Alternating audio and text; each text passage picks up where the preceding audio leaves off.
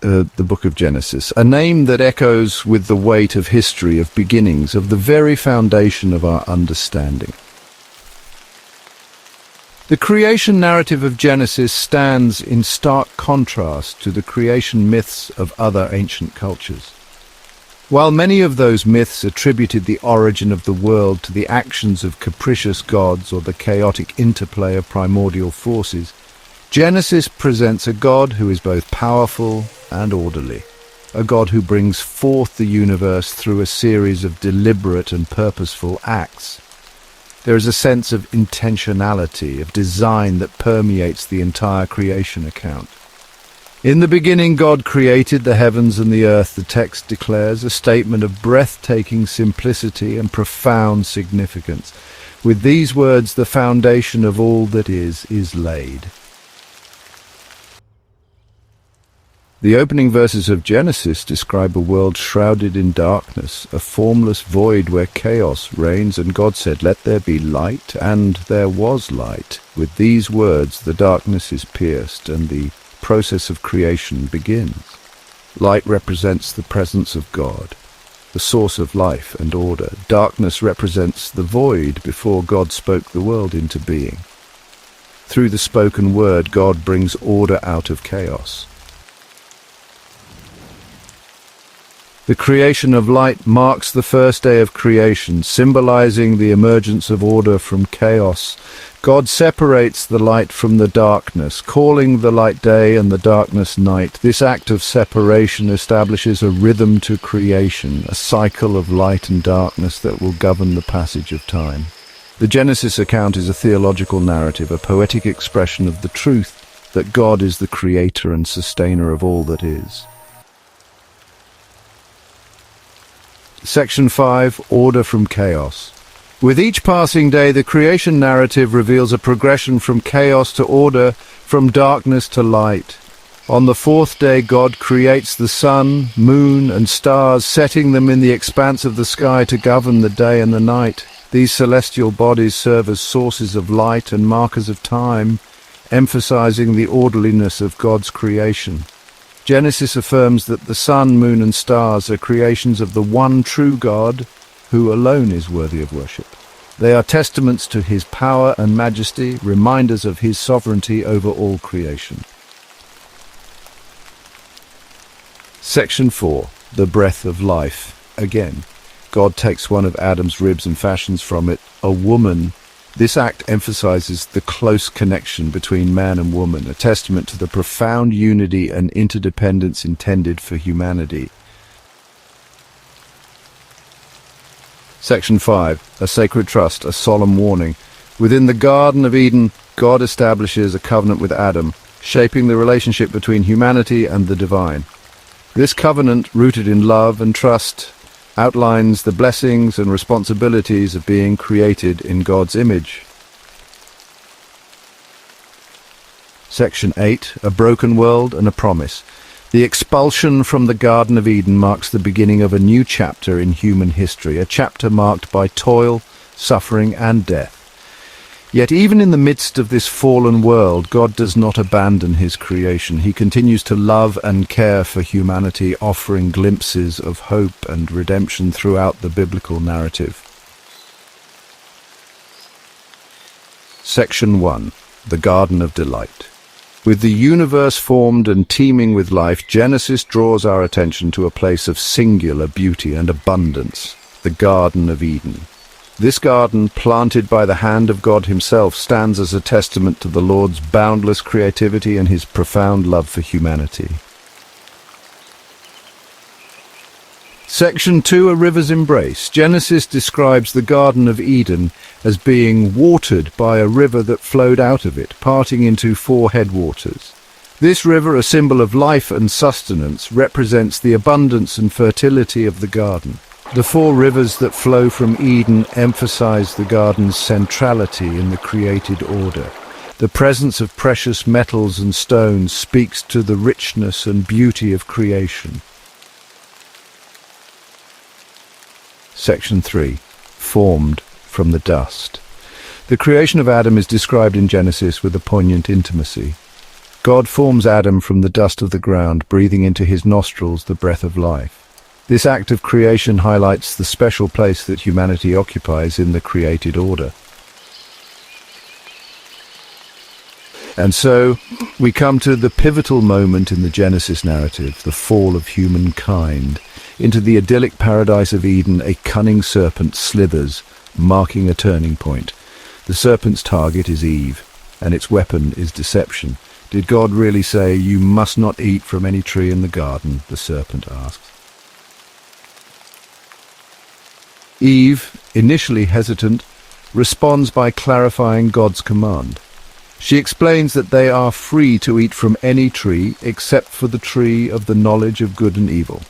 The serpent, sensing an opportunity, seizes upon her words. "You will not certainly die," it hisses, contradicting God's command.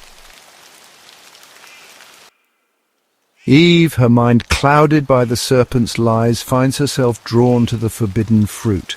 The tree, once a symbol of God's authority and love, now appears desirable. Its fruit a source of forbidden knowledge and power. The serpent has successfully distorted God's intentions, twisting his words of warning into a suggestion of something withheld, something precious and desirable kept just out of reach. Gazing at the fruit, Eve sees that it is good for food and pleasing to the eye, and also desirable for gaining wisdom. In the end, the allure of the forbidden fruit proves too strong for Eve to resist. She reaches out, plucks the fruit from the branch, and takes a bite. The act is seemingly insignificant, a simple act of disobedience. Yet, in that moment, the world changes irrevocably. The consequences of Adam and Eve's sin are swift and devastating. No longer able to bear the presence of the Holy One, they hide from God, their shame and fear palpable. The intimate relationship they once enjoyed with their Creator is fractured, replaced by a sense of separation and dread. God, walking in the garden, calls out to Adam, "Where are you?" The consequences of sin are not limited to Adam and Eve. The entire created order is affected by their disobedience. The ground is cursed, thorns and thistles will now choke the earth, and toil and sweat will be the lot of humanity. To the woman, God says, "I will make your pains in childbearing very severe. With painful labor you will give birth to children. Your desire will be for your husband, and he will rule over you." Despite their disobedience, God does not abandon Adam and Eve to their fate.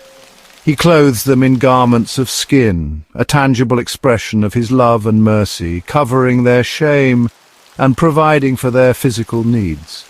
This act of compassion foreshadows the ultimate act of redemption that God will one day accomplish through his Son, Jesus Christ. The expulsion from the Garden of Eden marks the beginning of a new chapter in human history, marked by toil, suffering, and death. Yet even in this fallen world, God does not abandon his creation. He continues to love and care for humanity, offering glimpses of hope and redemption.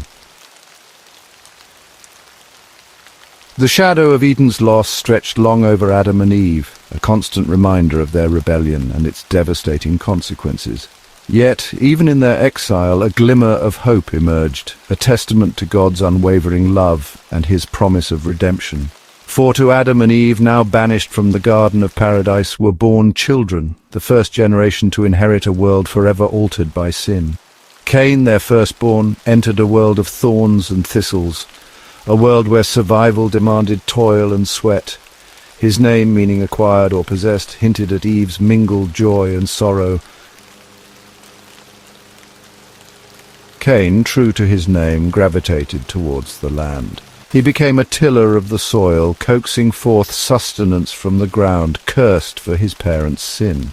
Abel, in contrast, found his calling in the care of animals. He became a shepherd.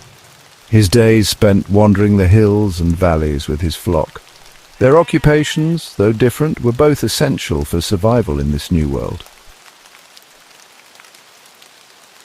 Time passed, marked by the changing seasons, the cycles of planting and harvest, the birth and death of livestock. The brothers approached God with offerings, tokens of gratitude for his provision. Cain brought forth the fruit of his labor, a selection of the finest fruits and grains. Abel selected the firstborn of his flock, a lamb without blemish. Their offerings revealed a profound difference in their hearts. God, in his infinite wisdom, looked upon the offerings of the two brothers, his gaze piercing through outward appearances to the hidden motives of their hearts. The scriptures tell us that the Lord looked with favor on Abel and his offering, but on Cain and his offering he looked with disfavor. Cain, his face flushed with anger, watched as his brother's offering found acceptance while his own was met with silence. Jealousy, sharp and corrosive, twisted his gut, poisoning his thoughts and darkening his heart. God's words, offered in love and warning, fell on deaf ears. Cain, consumed by his own bitterness, refused to listen to the voice of reason. Jealousy, like a venomous serpent, had taken root in his heart. Cain turned on his brother, his rage erupting with sudden and terrifying violence. Cain attacked his brother Abel and killed him.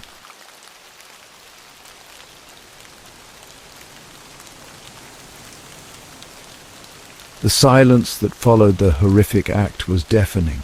Cain, his hands stained with his brother's blood, stood over Abel's lifeless body, the enormity of his crime crashing over him in waves of horror and disbelief. The world, once so familiar, now seemed alien and menacing, the air thick with the stench of death. For the blood of Abel, spilled upon the ground, cried out from the earth, a silent scream for justice and retribution. Section 7. The Mark of a Murderer. Cain's punishment, though severe, was tempered with mercy.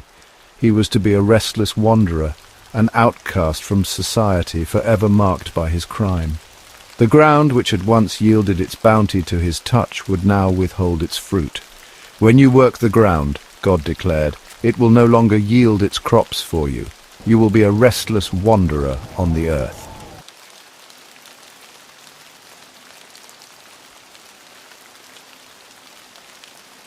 Section 8. A restless wanderer. And so Cain, burdened by guilt and marked by his crime, departed from the presence of the Lord, a solitary figure banished to wander the earth. He left behind the familiar fields of his youth, the land he had once tilled with such care, now a constant reminder of his loss and his shame. The story of Cain, the first murderer, stands as a stark warning about the destructive power of sin.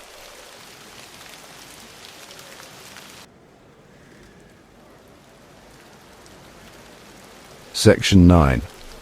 A City in the Wilderness. In the land of Nod, east of Eden, Cain found refuge, a place of exile where he sought to rebuild his life. Cain built a city, a testament to human ingenuity and a symbol of civilization's attempt to create order in a chaotic world.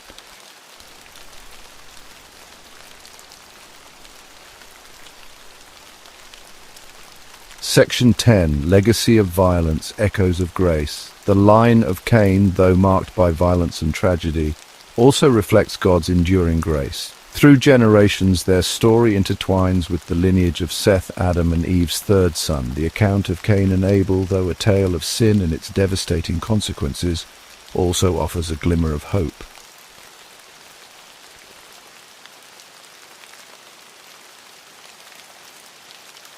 Section 1, the Book of Generations, and so we turn another page in the ancient scroll of Genesis, entering a chapter that reads like a chronicle of names, a genealogy that bridges the chasm between the garden and the flood. This is the book of the generations of Adam, a testament to the enduring power of life, the continuity of the human story against a backdrop of sin and grace. Here in these verses we encounter a litany of names, each one representing a life lived, a story told, a link in the chain that connects us back to our first parents, Adam and Eve.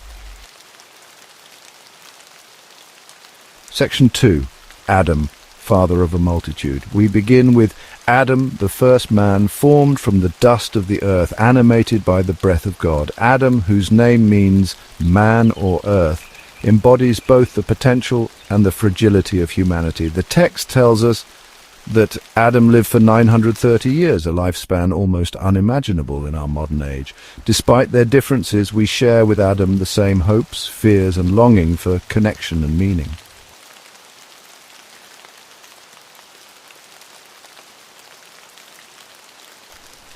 Section 3, Seth, in the image of Adam, in the likeness of God. Among Adam's children, one son stands out, Seth. Born when Adam was 130 years old, Seth becomes the heir to a legacy. His name, meaning appointed, reflects Eve's belief that he was a special gift from God. Genesis tells us that Seth was born in his own likeness after his image. This emphasizes the continuity of God's plan, the transmission of his image and likeness. Section 4, a lineage of hope, a legacy of faith. The genealogy continues, each generation a stepping stone on the path that leads from the garden to the ark. We encounter names like Enosh, Kenan, Mahalalel, Jared, and Enoch, each one a life lived under the shadow of Eden's loss.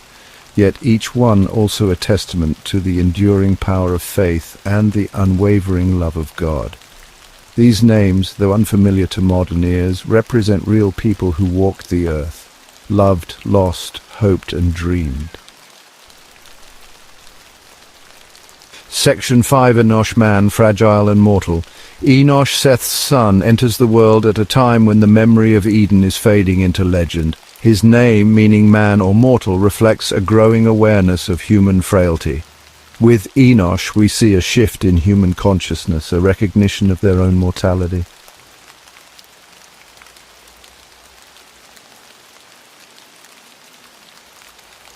Section 6. Cry to the heavens, a longing for transcendence. Canaan, Mahalalel, and Jared follow in the lineage of Seth, their names marking the passage of time. Each generation faces its own unique challenges, its own triumphs and failures. We can only speculate about the specifics of their lives, the details lost to the mists of time. But we can imagine them grappling with the same fundamental questions that have haunted humanity since the fall. Section 7. Kenan, a life, measured in years, a legacy etched in time. Kenan, whose name means possession or sorrow, lives a long life, fathering Mahalalel at the age of 70 and dying at the ripe old age of 910. His life, though measured in years, represents more than just a number. It embodies the hopes, dreams, struggles and triumphs of a generation striving to make sense of their place in the world. What did Kenan possess in this life? What sorrows did he endure? The scriptures offer no easy answers, leaving us to ponder the mysteries of his existence, the legacy etched in the lines of his descendants' faces but lost to the written record.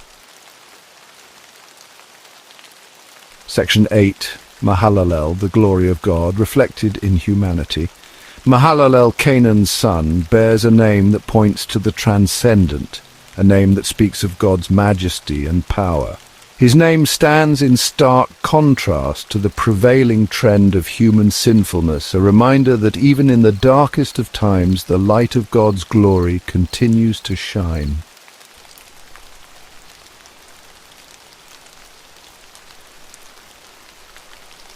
Jared, Mahalalel's son, lives to be one of the oldest men recorded in Scripture, a staggering 962 years. His name, meaning descent or coming down, takes on a poignant significance in light of the growing wickedness that characterizes this period in human history. Yet even amidst this moral decay, we see glimmers of hope, reminders of God's enduring grace and his plan to redeem his creation. For it is through Jared's son Enoch, whose name means dedicated or trained up, that we catch a glimpse of a different path. A life lived in close communion with God, a testament to the power of faith to illuminate even the darkest of times.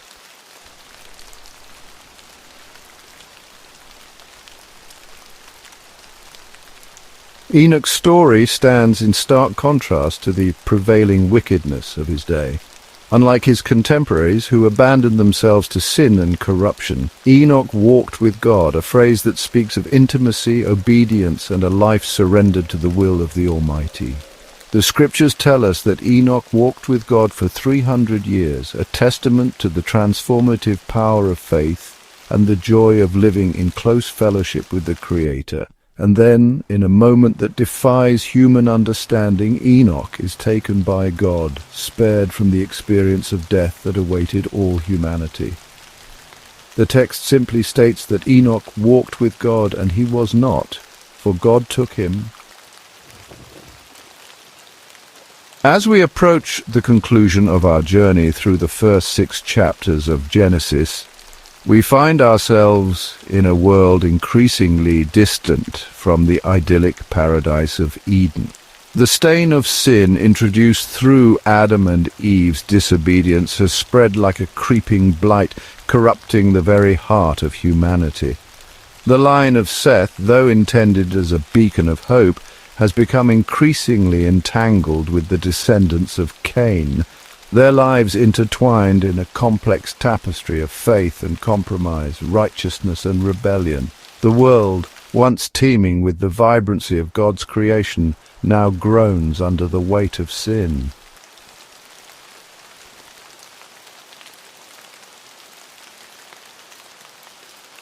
Section 2. The sons of God, the daughters of men. Adding to the escalating chaos is a cryptic and troubling passage that has puzzled theologians and scholars for centuries. The account of the sons of God taking wives from among the daughters of men. Who were these sons of God? Were they fallen angels, as some interpretations suggest, beings of a higher order who abandoned their heavenly abode to indulge in forbidden unions with human women? Genesis offers no definitive answer, leaving the interpretation open to debate. Yet regardless of the precise identity of these sons of God, the consequences of their actions are clear. Section 3. A corruption of flesh and spirit. The intermingling of the divine and the human, the sacred and the profane, had catastrophic consequences for the human race. Sin, once a serpent's whisper in the garden, had become a roaring lion devouring all that stood in its path. The corruption ran deep, affecting not only the actions of humankind, but also their very nature. Section 4. Noah, a righteous man in a wicked age. Yet, even in the midst of this impending judgment, a glimmer of hope remained. For in the midst of this wicked generation there lived a man named Noah, a descendant of Seth, who found favor in the eyes of the Lord. Noah, whose name means rest or comfort, stands in stark contrast to the prevailing wickedness of his day. Genesis chapter 6, verse 9 describes him as a righteous man, blameless among the people of his time, and he walked faithfully with God. Section 5, the Ark, a sanctuary, a promise, a new beginning. God chose to spare Noah and his family from the deluge. He instructed Noah to build an ark, a massive vessel of gopher wood sealed with pitch. The ark represented a sanctuary, a place of refuge from the storm. It was a vessel of new life, carrying the seeds of a new beginning. God commanded Noah to bring 2 of every living creature to preserve their kind. This act foreshadowed God's enduring love for his creation. The ark became a powerful symbol of God's judgment and mercy. It marked both an end and a beginning, the dawn of a new era.